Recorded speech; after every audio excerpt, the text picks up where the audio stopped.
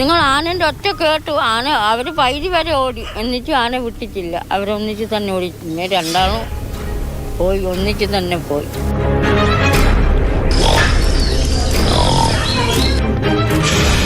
ഞാൻ വണ്ടി നിർത്തി ഇറങ്ങി ഓടലും വണ്ടി നിർത്തിയ സ്റ്റാൻഡിലിട്ട വണ്ടിയാണ് ആള് കുറേ ദൂരം നിരക്കിക്കൊണ്ടുപോയത്.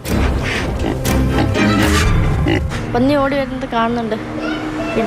ഇടിക്കലും മറിയലും ഒക്കെ പെട്ടെന്ന്.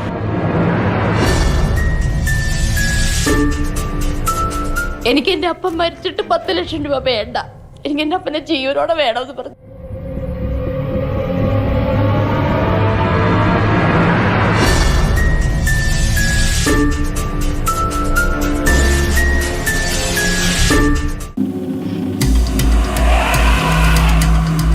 കാടിറങ്ങുന്ന ഭീതിയിൽ കേരളം ശ്വാസമെടുക്കാൻ തുടങ്ങിയിട്ട് കാലങ്ങളായി.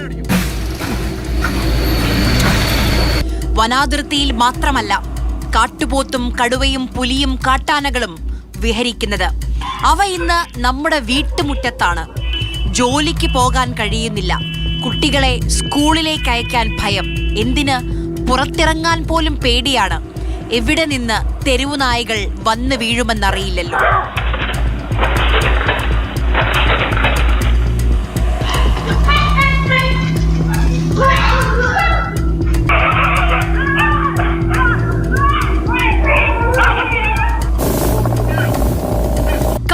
ചേർന്നുള്ള പ്രദേശങ്ങളിലെ കർഷകർ പേടിയോടെയാണ് കഴിയുന്നത്. അതിരാവിലെ പുല്ലു ചെത്താനും റബ്ബർ വെട്ടാനും പോയിരുന്നവർ ഭീതിയിലാണ്. പാലക്കാട്, വയനാട്, ഇടുക്കി ജില്ലകളിലും സംസ്ഥാനത്തിന്റെ കിഴക്കൻ മലയോര പ്രദേശങ്ങളിലുമാണ് സംഘർഷം കൂടുതൽ. വന്യമൃഗശല്യം രൂക്ഷമായ മേഖലകളിൽ കൃഷിഭൂമികൾ കുറഞ്ഞ വിലയ്ക്ക് വിൽക്കുകയാണ് കർഷകർ. നാട്ടിൽ പെറ്റുപെരുകുന്ന കാട്ടുപന്നികൾ ഉണ്ടാക്കുന്ന പൊല്ലാപ്പുകൾ വേറെയും. കാലത്ത് 6:30-ക്കാണ് സംഭവം. ഞാൻ ചിക്കൻ എടുക്കാൻ പോകാൻ വേണ്ടിയിട്ട് വണ്ടി എടുത്ത് ഇറങ്ങുകയാണ്. വീട്ടിൽ നിന്ന് ഇറങ്ങിയതാണ്. അപ്പോഴാണ് വീട്ടിൽ നിന്ന് കുറച്ച് ദൂരം പോകുമ്പോഴേക്കും അവിടെ നിന്ന് ദേഷ്യപ്പെട്ടിട്ടാണ് വന്നത്. ഞാൻ വണ്ടി നിർത്തി ഇറങ്ങി ഓടലും വണ്ടി നിർത്തിയ സ്റ്റാൻഡിലിട്ട വണ്ടിയാണ് ആള് കുറേ ദൂരം നിരക്കിക്കൊണ്ടുപോയത്. ദിനേശനെ രക്ഷിക്കാനാണ് ദേവദാസ് ഓടിയെത്തിയത്.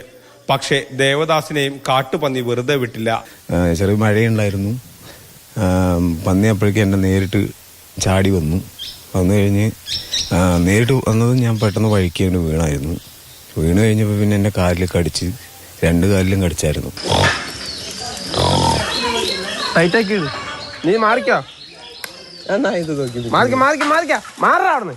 പിന്നീട് എത്രയോ ദിവസങ്ങൾ ഇരുവർക്കും കിടക്കയിൽ കഴിച്ചു കൂട്ടേണ്ടി വന്നു. ഇരുവരും ഒരേ സ്വരത്തിൽ പറയുന്ന ഒരു കാര്യമുണ്ട്: അക്രമകാരികളായ തങ്ങളെ വഴി നടത്താൻ പോലും അനുവദിക്കാത്ത ഇത്തരം ജീവികളെ കൊല്ലാനും നിയമം വേണം. സന്തോഷമുള്ളൂ. കാരണം എന്താ വെച്ച് കഴിഞ്ഞാൽ അത്രയും പന്നി ഒഴിവായി കിട്ടുമല്ലോ. അതുകൊണ്ട് നമുക്ക് കൃഷിയും കിട്ടും, നമുക്ക് പേടിയില്ലാണ്ട് ജോലി ചെയ്യാനും പറ്റുമല്ലോ. വളരെ ഉപകാരമായിരിക്കും അത്.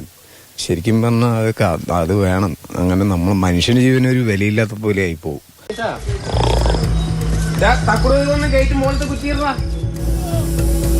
പകൽ പോലും കാട്ടാനയും കടുവയുമൊക്കെ നാട്ടിലിറങ്ങുകയാണ്. ഒരു കാലത്തും വന്യമൃഗങ്ങളെ ഇത്രയും പേടിക്കേണ്ടി വന്നിട്ടില്ല എന്ന് മലയോര ജനത ഒന്നടങ്കം പറയുന്നു.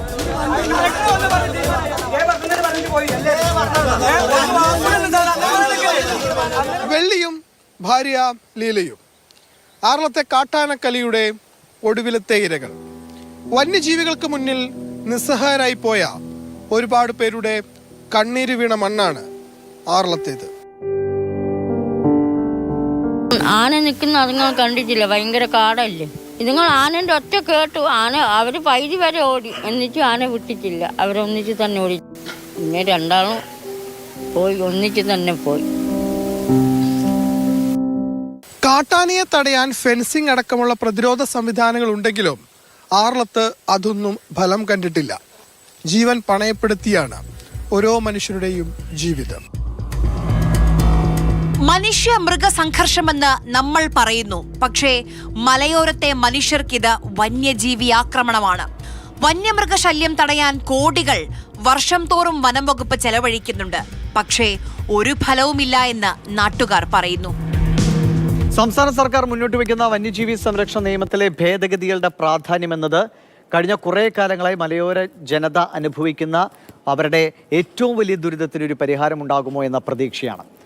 ഈ കഴിഞ്ഞ കാലങ്ങളിൽ എങ്ങനെയാണ് നമ്മുടെ മലയോര മേഖലയിലെ മനുഷ്യർ ജീവിച്ചു പോകുന്നത്?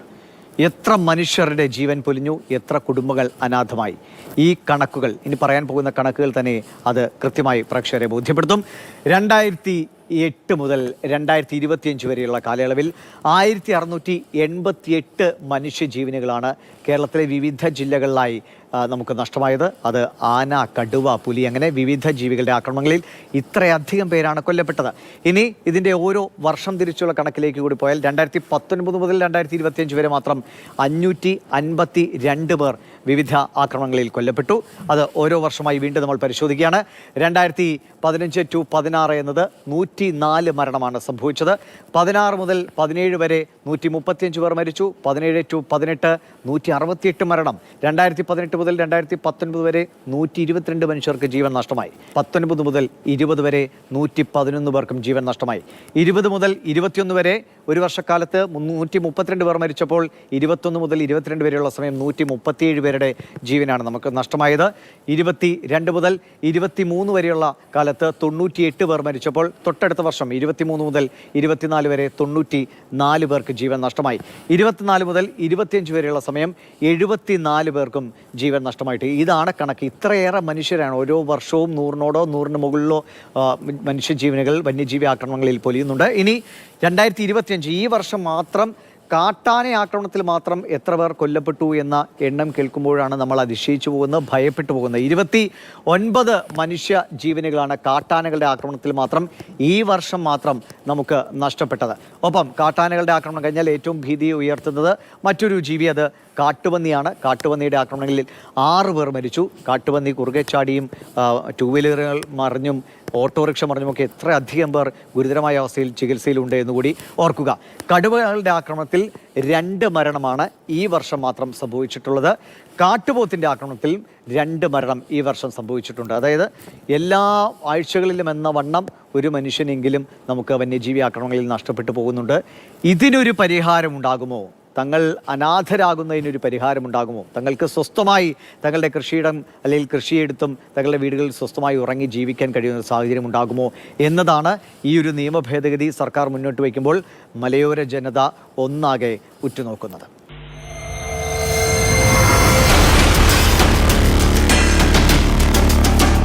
കേരളത്തിലെ വനമേഖലയ്ക്ക് ഉൾക്കൊള്ളാവുന്നതിലധികം വന്യജീവികളുണ്ട്. അത് വസ്തുതയാണ്. അവയുടെ പെരുപ്പത്തെ നിയന്ത്രിക്കുകയല്ലാതെ മറ്റൊരു വഴിയുമില്ല എന്ന് കർഷകർ വാദിക്കുന്നു.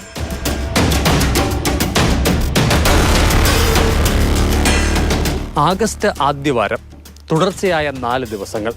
ആദ്യത്തെ 3 ദിവസങ്ങളിലും വന്നെത്തിയത് സാമാന്യം വലിപ്പമുള്ള പുലിയെങ്കിൽ അവസാനത്തെ നാൾ വന്നത് 3 പുലിക്കുട്ടികൾ. ആര്യഭവനിൽ ബാബുവിന്റെ വീട്ടിൽ സ്ഥാപിച്ചിരിക്കുന്ന CCTV ക്യാമറയിലെ ദൃശ്യങ്ങളാണ് പുലിയുടെ സാന്നിധ്യം വ്യക്തമാക്കിയത്. ദൃശ്യങ്ങൾ പുറത്തായതോടെ നാട്ടിലാകെ ഭീതിയായി. സന്ധ്യ മയങ്ങിയാൽ പുറത്തിറങ്ങാൻ തന്നെ പേടി.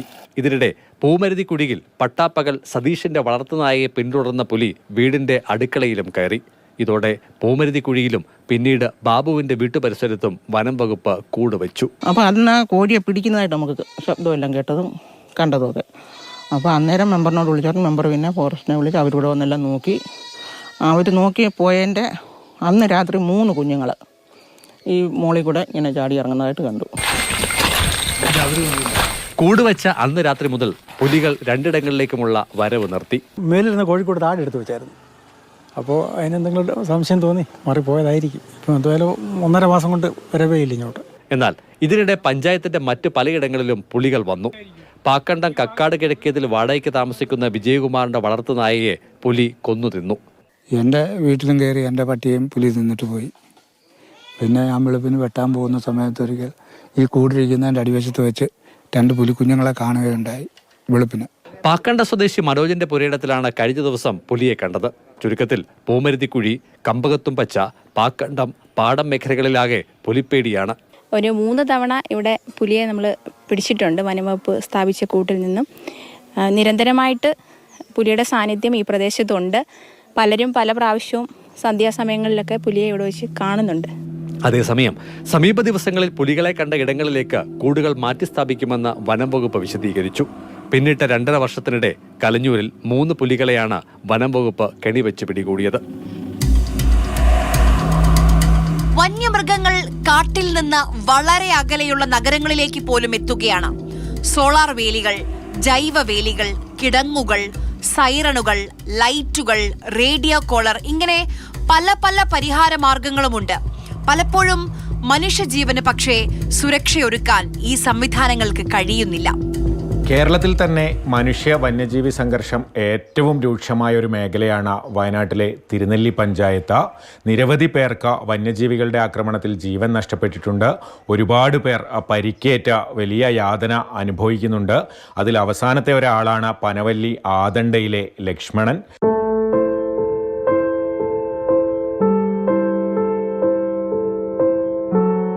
3.5 മാസമായി കിടന്ന കിടപ്പിലാണ് 54-കാരനായ ലക്ഷ്മണൻ. കഴിഞ്ഞ മെയ് 25-ന് രാത്രി വിവാഹ വീട്ടിൽ നിന്ന് മടങ്ങുമ്പോഴായിരുന്നു കാട്ടാനയുടെ ആക്രമണം. നട്ടെല്ലിന് ഗുരുതരമായി പരിക്കേറ്റ ലക്ഷ്മണൻ ഒരാഴ്ച കോഴിക്കോട് മെഡിക്കൽ കോളേജ് ആശുപത്രിയിൽ കിടന്നു. ആ സമയത്ത് വനംവകുപ്പ് ജീവനക്കാർ കയ്യിൽ നിന്നെടുത്ത 15,000 രൂപ നൽകി. പിന്നീട് ഒന്നും കിട്ടിയില്ല. തുടർ ചികിത്സയ്ക്ക് മാസത്തിലും കോഴിക്കോട് പോകണം. യാത്രയ്ക്ക് ആംബുലൻസ് വേണം. വിവാഹം കഴിഞ്ഞ മക്കളുടെ സ്വർണം വരെ പണയത്തിലായി. ചികിത്സിക്കാൻ പൈസ വേണ്ടേ? ഇപ്പം ആംബുലൻസുകാരൻ തന്നെ 2-3 വട്ടം അയാളോട് കടം പറഞ്ഞു ഞങ്ങൾ. എന്നിട്ട് കടം പറഞ്ഞിട്ട് കഴിഞ്ഞ മാസം തന്നെ പോയി വരാൻ വേണ്ടിയിട്ട് കടം പറഞ്ഞിട്ട് അയാൾ പറഞ്ഞു എൻ്റെ ജീവിതം ഇങ്ങനെയല്ലേ, എന്താ ചെയ്യേണ്ടത് പറഞ്ഞിട്ട് പിന്നെ മക്കളെ കമ്മൽ കൊണ്ടുവന്നിട്ടാണ് സ്വർണം കൊണ്ടുവന്നിട്ട് പണയം വെച്ചിട്ട് പോയിട്ടുള്ളത്. ഇപ്പം അടുത്ത മാസം പോകണം. ഈ അടുത്ത മാസം പോകാൻ ഇപ്പം എന്താ ചെയ്യേണ്ടതെന്നാണ് ഒന്നും അറിയാത്തത്. കൃഷി, ബയറ് കൃഷി, തോട്ടം എല്ലാം ഇയാളെ നോക്കുന്നുണ്ടായിരുന്നു. ഇപ്പം ആരും നോക്കാനില്ല. 10-30,000 രൂപേൻ്റെ ഇഞ്ചി നട്ടിട്ട് അവിടെ നഷ്ടപ്പെട്ടു പോയി. ഞങ്ങൾക്ക് ആരും തിരിഞ്ഞു നോക്കൂലല്ലോ, അതുകൊണ്ട് അവിടെ നഷ്ടപ്പെട്ടു പോയി. ബയല് കൃഷി എടുത്തു, അത് ആനയെ ചവിട്ടിയിട്ട് അത് ആരും വന്ന് തിരിഞ്ഞു നോക്കൂല. ഞാൻ അങ്ങോട്ട് പോയാൽ ഈ പുള്ളിനെ നോക്കാൻ ആരുമില്ല. രാവിലെ ഈ പുളി പെറുക്കിട്ട് പോയതാ, നിന്നത് കണ്ടില്ലായിരുന്നു. ചാടി എന്നെ പിടിക്കുമ്പോഴാണ് അറിയുന്നത്. എനിക്ക് എൻ്റെ അപ്പം മരിച്ചിട്ട് 10 ലക്ഷം രൂപ വേണ്ട, എനിക്ക് എൻ്റെ അപ്പനെ ജീവനോടെ വേണമെന്ന് പറഞ്ഞു.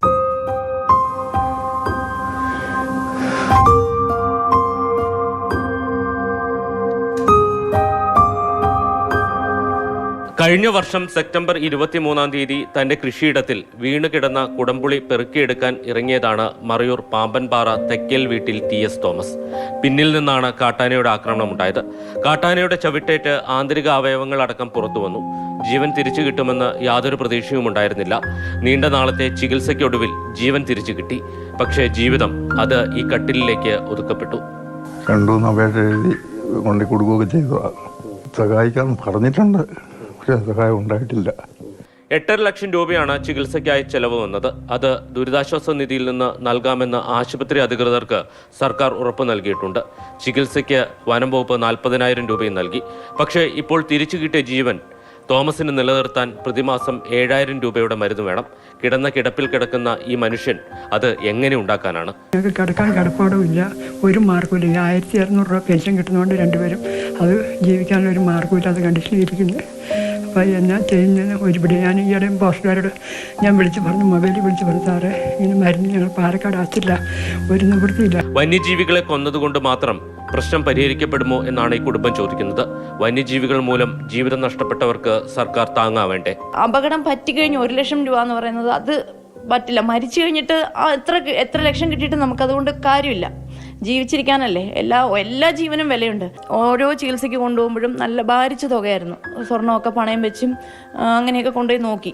അപ്പം ഇപ്പം നമ്മളെ കൊണ്ട് പറ്റുന്ന അവസ്ഥയല്ല. ഇന്ന് മകൾക്കൊപ്പം വാടക വീട്ടിലാണ് തോമസും ഭാര്യ സിസിലിയും താമസിക്കുന്നത്. കാട്ടാനകളെ ഭയന്ന് പാമ്പൻപാറയിലെ വീട്ടിലേക്ക് പോകാറേയില്ല. വന്യജീവി ആക്രമണത്തിൽ ഒരാൾ കൊല്ലപ്പെട്ടാൽ 10 ലക്ഷം രൂപയാണ് സർക്കാരിന്റെ നഷ്ടപരിഹാരം. പക്ഷേ തോമസ് ഏട്ടനെ പോലെ ഗുരുതരമായി പരിക്കേറ്റവർക്ക് നൽകുന്നത് 1 ലക്ഷം രൂപയും. ഈ സിസ്റ്റം എന്നത് പലപ്പോഴും വന്യജീവികളെക്കാൾ മൃഗീയമാണ്.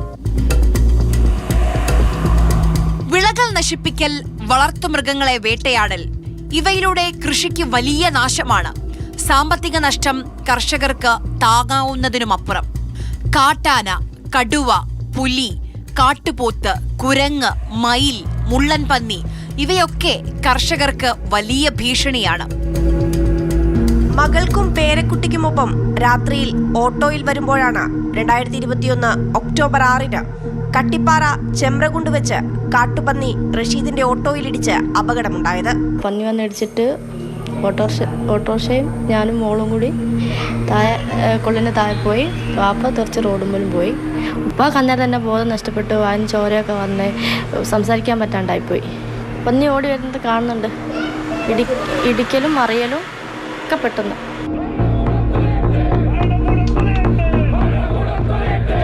ഗുരുതര പരിക്കേറ്റ റഷീദ് അബോധാവസ്ഥയിൽ 2 മാസം വെന്റിലേറ്ററിൽ കിടന്നു. ഡിസംബർ 3 മരിച്ചു. വന്യമൃഗ ആക്രമണങ്ങളിൽ മരണപ്പെട്ടവർക്ക് 10 ലക്ഷം രൂപ വീതം സർക്കാർ നൽകവേ 4 വർഷം പിന്നിടുമ്പോഴും ഈ കുടുംബത്തിന് ഇതുവരെയും ഒരു സഹായവും ലഭിച്ചിട്ടില്ല. അന്ന് തന്നെ നമ്മൾ ഈ ബോഡി വെച്ച് താമരശ്ശേരി ഫോറസ്റ്റ് ഓഫീസിന് മുന്നിൽ ധർണ നടത്തിയപ്പം അവർ പറഞ്ഞത് 10 ദിവസത്തിനുള്ളിൽ 5 ലക്ഷം തരാമെന്നും അത് കഴിഞ്ഞ് 1 മാസം കൊണ്ട് 5 ലക്ഷം കൂടി തരാം, അങ്ങനെ 10 ലക്ഷം രൂപ അന്നേരം തരാമെന്നൊരു വാഗ്ദാനം ചെയ്തതാണ് വനം മന്ത്രി. അന്നേരം പറഞ്ഞതാ. ഓരോ പ്രാവശ്യവും ഞങ്ങൾ ഓരോ ഓഫീസിലും കയറി ഇറങ്ങുമ്പോൾ അവർ ഞങ്ങളെ പുച്ഛിച്ച് തള്ളുകയാണ് ചെയ്തത്. ഇതുവരെ ഞങ്ങൾക്കൊരു ആനുകൂല്യം കിട്ടിയിട്ടില്ല. 4 വർഷമായി. അപകട സമയത്ത് വണ്ടിയിലുണ്ടായിരുന്ന മകൾ ഇടിച്ചത് പന്നിയാണെന്ന് തെളിവ് നൽകുമ്പോഴും അതൊന്നും വനം വകുപ്പ് വിശ്വാസത്തിലെടുക്കുന്നില്ല. കാട്ടുപന്നീൻ്റെ രോമം കണ്ടില്ല, പന്നിയല്ല ചാടിയത്, പട്ടിയാണ് എന്നൊക്കെയാണ് അവർ പറഞ്ഞത്. പക്ഷെ നമ്മൾ കണ്ണോട് കാണുകയും ചെയ്തിരിക്കുന്നത് വണ്ടി അതുപോലെ അങ്ങായി പോവുകയും ചെയ്തിരിക്കുന്നത്. വണ്ടീൻ്റെ എല്ലാ തെളിവുകളും നമ്മളെ കയ്യിലുണ്ട്. പിന്നെ അവിടെയുള്ള ആ നാട്ടുകാർ അന്നും ഇന്നും പറയും എന്താ സംഭവിച്ചതെന്ന്. ഞങ്ങളൊരു കള്ളത്തരവും പറഞ്ഞിട്ടില്ല. ഒരു കള്ളത്തരം പറഞ്ഞ് നേടുകയും വേണ്ട. ഓഫീസുകളിൽ പരാതിയുമായി നടന്നു തളർന്നു. നവകേരള സദസ്സിലും പരാതി നൽകി. പക്ഷേ അവിടെയും പരിഹാരമുണ്ടായില്ല. കാട്ടുപന്നി ശല്യം അതിരൂക്ഷമായൊരു പ്രദേശത്തുണ്ടായ അപകടം. തെളിവുകളെല്ലാം നിരത്തിയിട്ടും വനം വകുപ്പ് നടപടിയെടുക്കുന്നില്ല. അർഹമായ നഷ്ടപരിഹാരം കിട്ടാതെ ഈ കുടുംബം അവഗണിക്കപ്പെടുകയാണ്. അരിക്കൊമ്പൻ, ചക്കക്കൊമ്പൻ, തണ്ണീർക്കൊമ്പൻ, ഈ കാട്ടാനകൾക്ക് എങ്ങനെയാണ് ഈ പേരുകൾ വന്നത്? ജനവാസ മേഖലയിലെ അടിക്കടിയുള്ള സന്ദർശനമാണ് കാരണം. അവസാനം അരിക്കൊമ്പനെ നാട് കടത്തി. തണ്ണീർക്കൊമ്പന്റെ ദുരന്തം നമ്മുടെ മുന്നിലുണ്ട്. എത്രയെത്ര ജീവനുകളാണ് കാട്ടാനയാക്രമണത്തിൽ നമുക്ക് നഷ്ടമായത്. ആ പ്ലാവിൽ ആ ചക്ക ഉണ്ടായിരുന്നു അന്നേ. അപ്പോൾ ഇത് ചക്ക അവിടെ തിന്നുകൊണ്ടിരിക്കുകയായിരുന്നു. ചക്ക തിന്ന് അപ്പം കുട്ടികൾ അവിടെ നിന്ന് ഇങ്ങനെ മുകളിൽ നിന്ന് നടന്ന് ഇങ്ങോട്ട് വരിക. വരുന്ന സമയത്ത് ഇതിലിങ്ങനെ വന്നത് ഇവിടെ നിന്നാണ്. അപ്പോൾ അവർ വന്നു, വർത്തമാനം പറഞ്ഞിങ്ങനെ വന്നു. ഈ മൊബൈൽ വെളിച്ചത്തിലാണ് വരുന്നത്. അപ്പോൾ ഇത് അവിടെ എത്തി. ഈ ആന ഇവിടുന്ന് അങ്ങോട്ട് ഇറങ്ങി ആദ്യം വൈഫിനെയാണ് തട്ടിയത്. ഇവിടുന്ന് അവൾ ഏകദേശം ആ മുള്ളു നിൽക്കുന്നല്ലേ അവിടം വരെ ആന തൂക്കി എറിഞ്ഞു അവളെ. അപ്പോൾ മോനും ഇവിടെ ഇങ്ങനെ ഇതേപോലെ നമ്മൾ നിൽക്കുന്ന പോലെ നിൽക്കുക. എന്നിട്ട് ആന റിട്ടേൺ ഇതിൽ തന്നെ കയറിയപ്പോൾ മോനും ഇവിടെ നിൽപ്പുണ്ട്. അപ്പോൾ അമ്മയ്ക്ക് എന്ത് പറ്റിയെന്ന് അറിയാൻ വേണ്ടി അവൻ അങ്ങോട്ട് ഓടി ചെന്നപ്പോഴത്തേന് വീണ്ടും ആന അവനെ ആക്രമിക്കുകയായിരുന്നു. 2025 ഏപ്രിൽ 6-ാം തീയതി മുണ്ടൂർ കയറംകുണത്ത് ഇവിടെ വച്ചുണ്ടായ ഒരു അപകടം, ഒരു വന്യജീവി ആക്രമണം നിങ്ങളാരും മറന്നു കാണാനിടയില്ല. അലന്റെ വീട്ടിലേക്ക് ഇപ്പോൾ അദ്ദേഹത്തിന്റെ മൃതദേഹം എത്തിച്ചിട്ടുണ്ട്. വളരെ ദുഃഖകരമായൊരു സാഹചര്യമാണ് ഇവിടെ.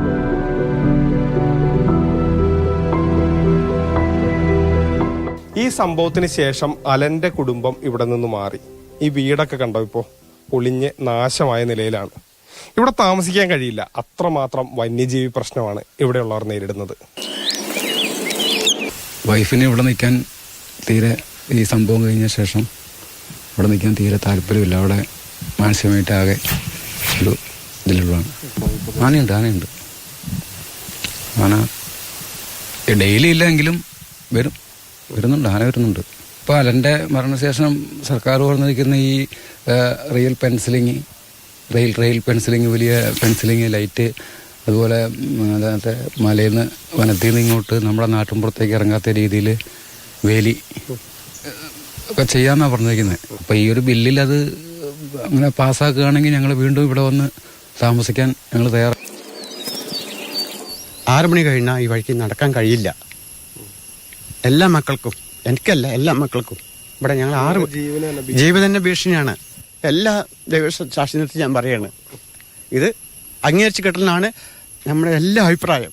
അലന്റെ വീട്ടിലേക്ക് കയറി വരുമ്പോൾ തന്നെ നമുക്കിതാ ഒരു വലിയ തെങ്ങ് കാണാം.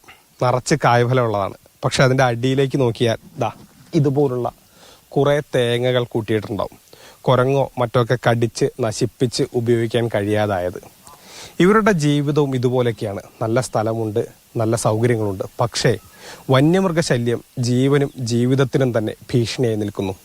പുതിയ നിയമം കൃത്യമായി നടപ്പാക്കുകയാണെങ്കിൽ ഇവരുടെ ജീവിതത്തിൽ വലിയ മാറ്റങ്ങൾ വരുമെന്ന പ്രതീക്ഷയൊക്കെ ഉണ്ട്. വന്യജീവി ആക്രമണങ്ങളിൽപ്പെട്ട് പൊലിഞ്ഞ മനുഷ്യജീവനുകൾക്ക് നീതി നൽകിക്കൊടുക്കുന്ന ബില്ലിനാണ് സംസ്ഥാന സർക്കാർ അംഗീകാരം നൽകാൻ ഒരുങ്ങുന്നത്. കാടിറങ്ങിയെത്തി ശല്യം സൃഷ്ടിക്കുന്ന മൃഗങ്ങളെ ഇതോടെ നിയമത്തിന്റെ നൂലാമാലകളില്ലാതെ പ്രതിരോധിക്കാനാകും. ഏറെക്കാലങ്ങളായി സംസ്ഥാനത്തെ മലയോര മേഖലയെ ഏറ്റവും കുഴപ്പത്തിലാക്കിയിട്ടുള്ള പ്രശ്നമെന്നത് വന്യജീവി ആക്രമണങ്ങളാണ്. അതിനെ തുടർന്നുള്ള മരണങ്ങൾ, പ്രതിഷേധങ്ങൾ ഒക്കെ നമ്മൾ പലവട്ടം കണ്ടതാണ്. മന്ത്രിമാരെ വരെ തടയുന്ന സ്ഥിതിയിലേക്ക് കാര്യങ്ങൾ പോയി. ഇതിനൊക്കെ ഒരു പരിഹാരത്തിനായി ഞങ്ങൾ മുൻകൈയെടുക്കുന്നു എന്ന പ്രതീതി ജനിപ്പിക്കുകയാണ് സംസ്ഥാന സർക്കാർ ഈ വന്യജീവി സംരക്ഷണ നിയമത്തിലെ ഭേദഗതിയിലൂടെ. 1972 വന്യജീവി സംരക്ഷണ നിയമ ഭേദഗതിയിൽ, അല്ലെങ്കിൽ അങ്ങനെ ഒരു ഭേദഗതി മുന്നോട്ട് വയ്ക്കുന്ന ആദ്യ സംസ്ഥാനമായി കേരളം മാറുന്നുണ്ട്. ആ ഭേദഗതിയിലേക്ക് വരുന്നതിന് മുൻപ് എന്താണ് നിലവിലെ നിയമവ്യവസ്ഥ എന്ന് നമുക്ക് നോക്കാം. ഈ ഒരു അപകടകരമായ സാഹചര്യത്തിൽ ഒരു വന്യമൃഗം വന്നാൽ എന്ത് ചെയ്യാൻ കഴിയും? കാട്ടിലേക്ക് തുരത്തുക എന്നത് മാത്രമാണ് നിലവിലുള്ള ഏറ്റവും പ്രധാനപ്പെട്ട വഴി. അതിനപ്പുറത്തേക്ക് നമുക്ക് വേഗത്തിൽ ചിന്തിക്കാൻ കഴിയില്ല എന്നതാണ് ഒരു വസ്തുത. ഒപ്പം വെടിവെക്കുക എന്നത് ഏറ്റവും അവസാനമായി മാത്രം എടുക്കാവുന്ന ഒരു തീരുമാനമാണ്. ഇനി ആ തീരുമാനം എടുക്കണമെങ്കിൽ തന്നെ 6 അംഗ വിദഗ്ധ സമിതിയുടെ തീരുമാനപ്രകാരമേ അത്തരം നടപടികളുമായി മുന്നോട്ട് പോകാൻ കഴിയൂ. ഇനി ഇങ്ങനെയൊരു ഈ വിദഗ്ധ സമിതി അങ്ങനെ ഒരു തീരുമാനം എടുക്കണമെങ്കിൽ തന്നെ ആ ജീവിയുടെ ഫോട്ടോ വച്ച് ഈ മൃഗം തന്നെയാണ് ഇത്തരത്തിൽ അപകടകരമായ സ്ഥിതി ഉണ്ടാക്കുന്നത് എന്ന് ഉറപ്പിക്കണം. ഒപ്പം ഒരു കടുവയാണെങ്കിൽ അത് നരഭോജിയാണ് എന്ന് ഉറപ്പിക്കണമെങ്കിൽ അതിനനുസരിച്ചുള്ള തെളിവുകൾ കൂടി കിട്ടിയാൽ മാത്രമേ ആ 6 അംഗ വിദഗ്ധ സമിതിക്കും ഒരു ജീവിയെ കൊല്ലാനുള്ള ഒരു തീരുമാനത്തിലേക്ക് പോകാൻ കഴിയൂ. ഇത് ഒരുപാട് കടമ്പകൾ അവശേഷിക്കുന്ന ഒരു നടപടിക്രമമാണ്. ഇതിലൊക്കെ ഒരു വലിയ മാറ്റം, വേഗത്തിൽ ഒരു നടപടി ഉണ്ടാക്കാനുള്ള ഒരു ശ്രമമാണ് സംസ്ഥാന സർക്കാരിൻ്റെ ഈ നിയമ ഭേദഗതി. അതിലേറ്റവും പ്രധാനപ്പെട്ട കാര്യം കൊല്ലാൻ ചീഫ് വൈൽഡ് ലൈഫ് വാർഡന് ചുമതല നൽകുന്നു എന്നതാണ്. ഈ ചീഫ് വൈൽഡ് ലൈഫ് വാർഡന് ചുമതല നൽകുമ്പോൾ അത് കളക്ടറോ ചീഫ് ഫോറസ്റ്റ് ഓഫീസറോ ഇങ്ങനെയൊരു ശുപാർശ നൽകിയാൽ അക്കാര്യത്തിൽ അദ്ദേഹത്തിന് ഉടനടി തീരുമാനമെടുക്കാൻ കഴിയും. മറ്റൊന്ന്, പട്ടിക 2 നമുക്കറിയാം. ഷെഡ്യൂൾഡ് 2 മൃഗങ്ങൾ പ്രത്യേക സംരക്ഷണ പട്ടികയിലുള്ളതാണ്.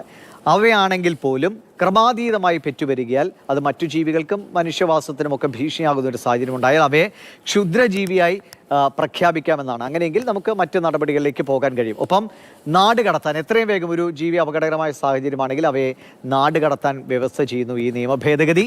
നാടൻ കുരങ്ങുകളെ പട്ടിക 2 മാറ്റാനുള്ള ഒരു ശുപാർശയും ഈ നിയമ ഭേദഗതിയിലുണ്ട്. ഭേദഗതി കൊണ്ടുവരുന്ന ആദ്യ സംസ്ഥാനമാകുന്നു കേരളം എന്ന് പറഞ്ഞല്ലോ. പക്ഷേ ഇതിലൊക്കെയുള്ള ഏറ്റവും പ്രധാനപ്പെട്ട കാര്യം, ഈ നിയമ ഭേദഗതിക്ക് ആദ്യം ഗവർണറുടെ അനുമതി വേണം, തുടർന്ന് രാഷ്ട്രപതിയുടെ അനുമതി വേണം. എങ്കിൽ മാത്രമേ ഇത് പ്രാബല്യത്തിൽ വരൂ. അതുകൊണ്ട് തന്നെ അതിനുള്ള സാധ്യതകൾ എത്രത്തോളം ഉണ്ടെന്ന് കണ്ടറിയുക തന്നെ വേണം. പക്ഷേ വരാൻ പോകുന്ന തദ്ദേശ തെരഞ്ഞെടുപ്പിനെയൊക്കെ മുന്നിൽ കണ്ടുള്ള കൃത്യമായൊരു നീക്കം തന്നെയാണ് ഈ നിയമത്തിലെ ഭേദഗതി സർക്കാർ മുന്നോട്ട് വയ്ക്കുന്നത് എന്ന കാര്യത്തിൽ തർക്കമില്ല. അതിനോടുള്ള പ്രതികരണങ്ങൾ നമ്മൾ കർഷകരുടെ ഇടയിൽ നിന്ന് തന്നെ കേൾക്കുകയും ചെയ്തതാണ്. കേന്ദ്രത്തിന്റെ പരിധിയിൽ വരുന്നതാണ്, എന്നാലും ഒരു നാടിന്റെ ശ്രമമാണ്.